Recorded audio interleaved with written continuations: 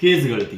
आता एकदा केस गळायला सुरुवात झाले तर मग याच्यावर घरगुती उपाय काय करू, आयुर्वेदात काही आहे का, याच्यावरती काय केलं जाऊ शकतं, तर या संदर्भाने आपल्या चॅनलवर अनेक व्हिडिओज आहेत. परंतु केस गळती सुरू झाल्यानंतर पहिला प्रश्न असा पडतो की केस कशाने धुतले म्हणजे केस गळती थांबेल, किंवा केस धुण्यासाठी नेमकं काय वापरू.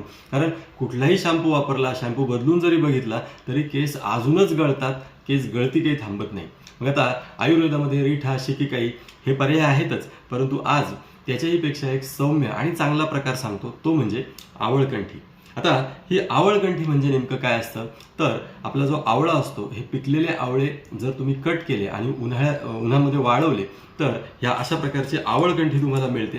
ही आवळकंठी बाजारात सुद्धा मिळते. अर्थात जर तुम्ही ती घरी तयार केली पिकलेल्या आवळ्यांपासून तर जास्त उत्तम. वापरायची कशी, तर बघा, मूठभर आवळकंठीचा 2 ग्लास पाण्यामध्ये चांगला खळखळ उकळून काढा तयार करायचा आणि हा काढा गाळून घ्यायचा आणि कोमट झाल्यानंतर तो केस धुण्यासाठी वापरायचा. याने 2 फायदे होतात. एकतर अतिरिक्त तेल जे केसांना लागलेले तेही निघतं, केस स्वच्छ धुतले जातात आणि शिवाय केस गळत सुद्धा नाही. उलट केस गळती थांबवायला हा आवळा, ही आवळकंठी मदत करते. मग आता इथे चूर्ण वापरलं तर नाही चालणार का हो, तर बघा, चूर्णाचा काढा एकतर व्यवस्थित होत नाही, त्या चूर्णाचे पार्टिकल त्याच्यामध्ये येतात आणि ह्या चूर्णाचे पार्टिकल केसांमध्ये अडकून बसतात. आणि म्हणूनच केस धुण्यासाठी जर आवळा वापरायचा असेल तर एकतर फ्रेश आवळ्यांचा रस वापरू शकता किंवा अशा प्रकारे आवळकंठीचा काढा सुद्धा वापरू शकता.